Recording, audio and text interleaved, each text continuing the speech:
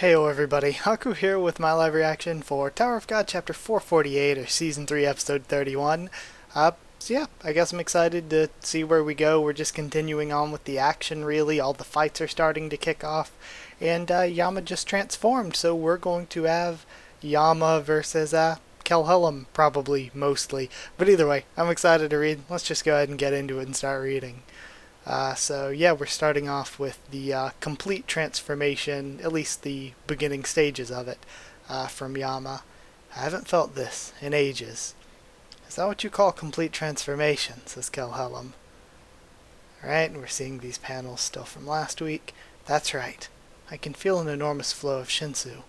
But this is only the start. Soon, I'll have you trembling with fear. That cocky little punk. I certainly hope so. 52nd floor, transformation 2. Alright. You sure look confident. Go ahead and laugh while you can. I like the little wing things that float around Yama here. Soon, I'll wipe that smile right off your smug face. Left arm, full transformation. Do your worst. And he fires an arrow. Yama's attacking with his left. Oh, this is so cool. The two of them collide. This is awesome because this is like one of the sort of highest level battles we've seen taking place in the series. Maybe, I guess probably, possibly the highest level battle. Like between this and Jinsung fighting Calavan. Is that you, Yama? And we have Karaka there with Evankel now.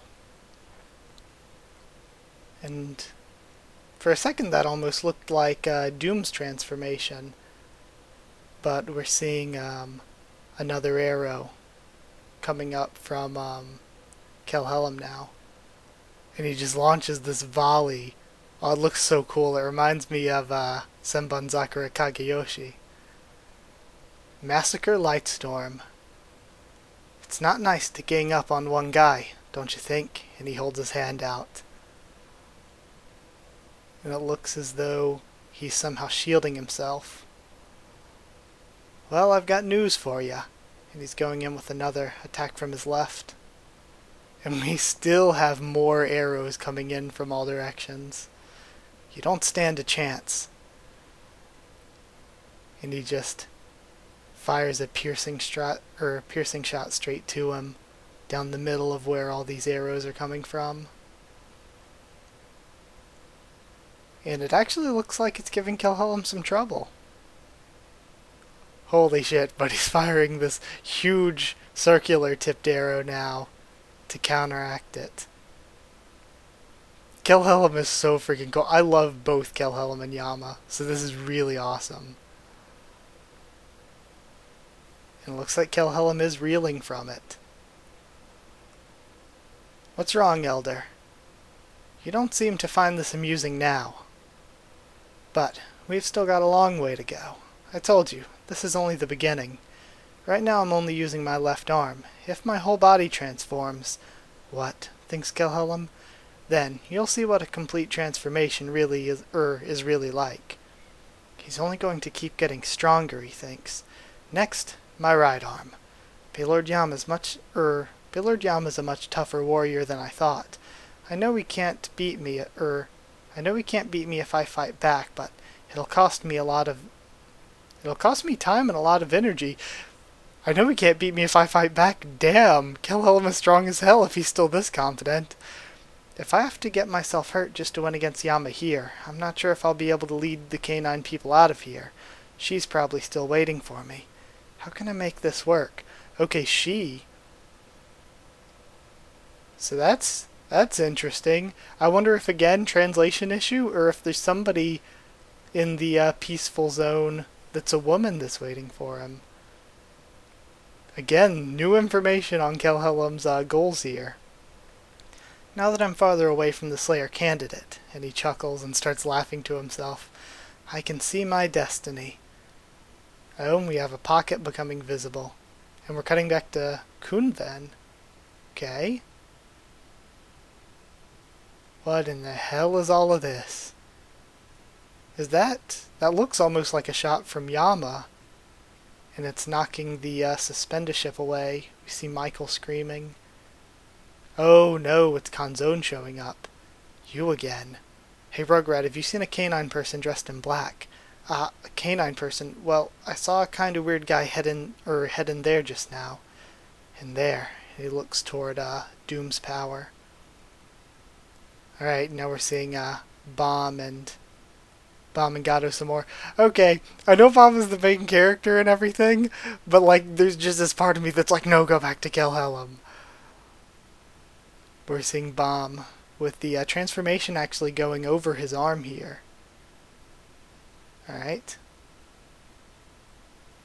And it almost looks like Gato is trying to avoid it or just sort of kick the ground a bit to make Baam recoil. And as Baam flies backwards, he's coming in again, and he knocks his hand away. Isn't destiny a terrifying thing? He's too fast to keep up with, thinks Baam. If only you didn't bring Dang Dang here today, maybe he'd still be alive. I know the Red Thrissa has the power to block Gato's attacks, thinks Baam. But you don't need to feel bad about it, Slayer candidate. But I can't keep up with the speed, thinks Baam. Dang Dang's death and the Elder's takeover of the canine people are both just part of our destiny. And it's weird Khel Hellam saying that he can see destiny. So I wonder if this is, again, something with Khel Hellam and the way he was able to convince Gato to work with him and everything, or if this is something to do with the Red Witch, since they're actually a guide. But it just seems interesting, all this talk about destiny that's come from them. We see another attack from Gato sending Baam reeling. You think your son's death was just destiny? How can you be so heartless? This isn't working. I'll die before I get anywhere near Doom. Beep beep, you have a saved message. Hey Baam, I leave you a message. I leave you a message since you're not answering my call. Do you hear me? Master Evankel. I'm stopping your training for a bit. What? This isn't a drill. So stop being so stubborn. Just use the thorn. You're destined to die too, Slayer candidate. Oh shit, now we're gonna see it. What the hell? What's that red light? And now we see all the power coming from the thorn. Holy crap. What kind of power is this? And the thorn is cutting through Doom's power. A few years ago. I think I've taught you everything I know. Oh, are we gonna see Baam's trainer from before? You have trained how to empty everything until now. All you have to do is make a good stack of the power you have. From now, your physical ability or Shinsu control skill will get better, a lot faster than before. I didn't choose to be a ranker, because I thought I'd be depraved if I keep seeking for the stronger powers. But now I realized that you have dangerous power in you. Yes, maybe I over-worried myself. But you're a peculiar one. You don't try to suppress or dominate other people with your power. I don't see any kind of wickedness from you, although many are bound to have it as they gain more power. There's a saying that the god gives the power only to the qualified ones. Tragically, that's not true. But seeing you by my side, I had to thank God, because you deserve the power. You can keep seeking for strongness. Okay, so this is again interesting, and I kind of like the way that it fits in with kind of Andrasi and her storyline all the way back from Volume 1, where Andrasi tried to explain to Baam, as you climb the tower, as you get stronger, you're going to have to be selfish. You're going to have to throw people away, to step on people, to climb higher and everything. And it was also something that Warrior kind of told him, but I think that was almost more of a test for him to overcome that sort of feeling. But it was like something that Andrasi had said and Baam sort of fought back against. Same with when he was struggling with whether he'd have to follow Warrior's advice or not, where he was saying, I can't do that. Even if I gain all this power, I can't just step on people to benefit myself. I can't just use my power for bad or anything. And now we're seeing it come full circle to where this trainer that Baam had was like, you know, I see that you have a lot of power, but where so many people who are blessed with power, or as they gain more power, start to sort of turn evil or selfish because of it, Baam, despite all the power he's gotten, doesn't have any intention to use it for bad. So I think that's kind of a good thing to notice, that Baam isn't some goody-goody two-shoes that's like, I want to do this to make the world a perfect, happy, peaceful place. He doesn't exactly think that way, but at the same time, despite all his power, Baam's not really thinking of using that power for selfish reasons necessarily, or for particularly evil or wicked, as they said, reasons. So I actually think that's kind of cool. Now, I think that we've been a little bit light on the development of who this guy is, or the details of Baam's training and improving, but I like that at least on a sort of, what sort of level do I want to call it? I'm trying to think of the way I would, what kind of words to use to describe it. At least on sort of a plot level, or a sort of personal character development level, it is really sort of cohesive with what was going on in the past with his character. So I do think that that's good. But the big thing here, beyond the Baam stuff, I really, really care and love the Khel Hellam and Yama stuff. I want to see so much more of that. And Khel Hellam's so interesting, the way that he's doing this bad stuff, but he's doing it because he wants to save this peaceful area that's about to be attacked by Zahard's forces, which is why he needs all this.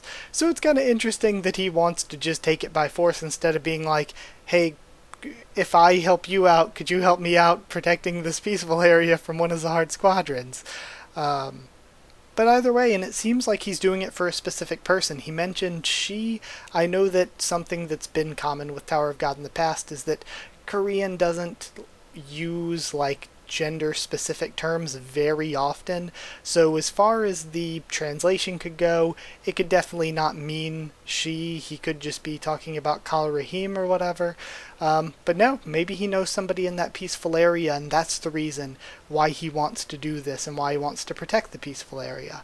But I like that there's this mystery surrounding Khel Hellam. There's this sort of depth to his character. We're sure he's the bad guy here, he's the antagonist here, but he definitely has some reasons that aren't potentially all that evil, that are still kind of a mystery to us. So while we're tentatively like, yeah, Yama, kick his ass, at the same time we're like, but we don't know the full like breadth of what his reasons are for doing what he's doing.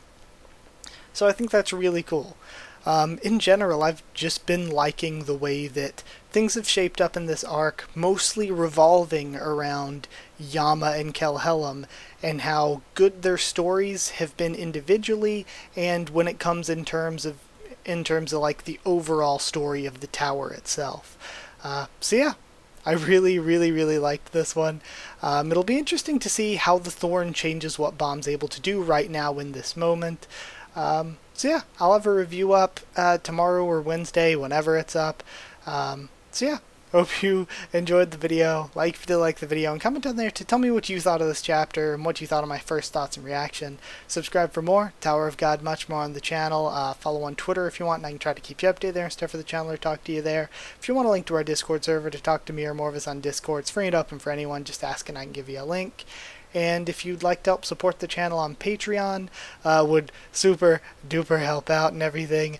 So yeah, it's patreon.com/Haku of the Tubes, or just go to the description, link in the description-to-do. So yeah, that's it. Thank you so much for watching once again, and I'll see you all next time.